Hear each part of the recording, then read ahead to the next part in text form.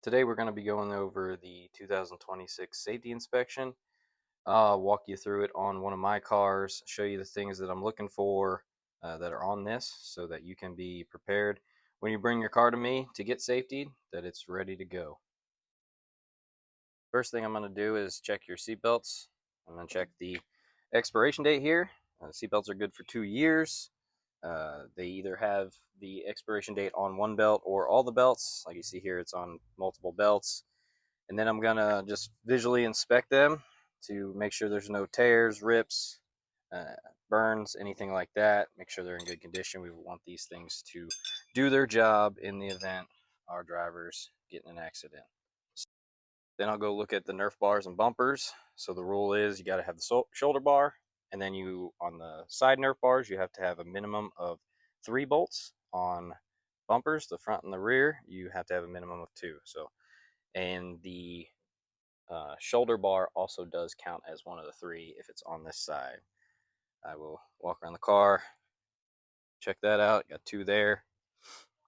Got 1, 2, 3 there. I got 1 and 2 there.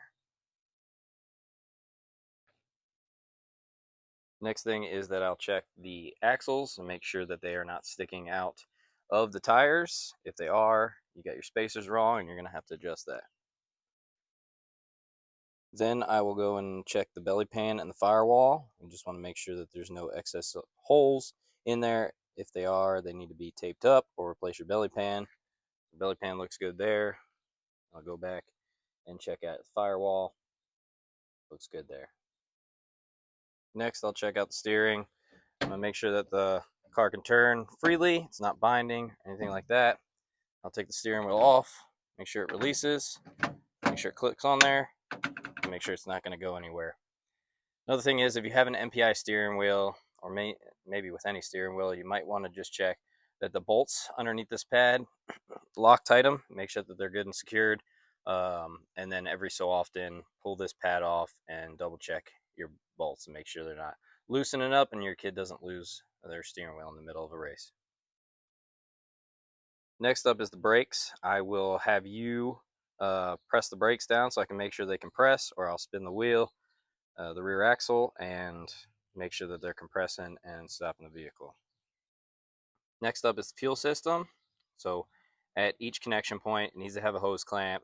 So I'll make sure that it has that. Make sure you have the sleeve on your fuel lines. Fuel filter, if you're running one of those, I'll usually inspect that. Just make sure it's in the right direction. I will check your shutoff valve. So I will turn the fuel on, make sure it's not leaking anywhere, coming out, making sure these are all tight. And then your vent hose, I will make sure that your vent hose coming out of the fuel is going down and then it's popping out of the side of the car. Then I'll check the exhaust system. I'll make sure that it's on there tight, that you have your muffler on there tight, and then it's connected with safety wire or a spring. Make sure it's not going to work its way off of there. And tail cone, you can see it down there, but I'll make sure you have your tail cone.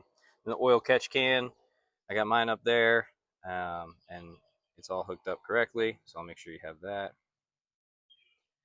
Okay, and then for mainly rookies, because it seems to be a common thing that gets missed, but anybody that's running restrictor plate, I check out the carburetor, I make sure that the restrictor plate is in place and that you have the double gaskets in there. So you have to have a gasket on each side of that restrictor plate. As you can see here, it's a little difficult to see, but that needs to be in place. Then I'll go checking your weights. So they need to be brightly colored, taped or covered and protected in some way with bright colors, and you want to have the driver's name on it. Then I'll just go around, make sure that you have all of your panels on. You got a hood, you got the side panels. We've already looked at the tail cone. Make sure everything looks good there. I'll check the throttle, and usually I'll have the handler push down the gas pedal a few times, make sure it's not binding, and then it's still returning back to its position. And then I will usually have you start the car, and I will check the switch to make sure that's working properly. I'm not going to do it for this video, But I want to make sure that that switch is working, and especially for rookies as well, I want to make sure that the rookie switch is shutting the car off. And then, so when you do come to get your car checked out, make sure that you bring the driver's personal safety equipment. I want to see their helmet, their gloves, suit, neck collar, their arm restraints, Hans device if they got it. Thing to keep in mind with the Hans device or the similar products is that they are good for 5 years. So check out the date, especially if you're buying one off of somebody else. Make sure it's a good date. It's pretty simple process. You reach out to the manufacturer or one of the safety equipment sites out there. They'll tell you where to send it. You send it off, get it recertified. They send it back to you. And then with the rookies, I like to set them in the car, make sure that they can reach the pedals good, they can press them down with no problem. So keep that in mind.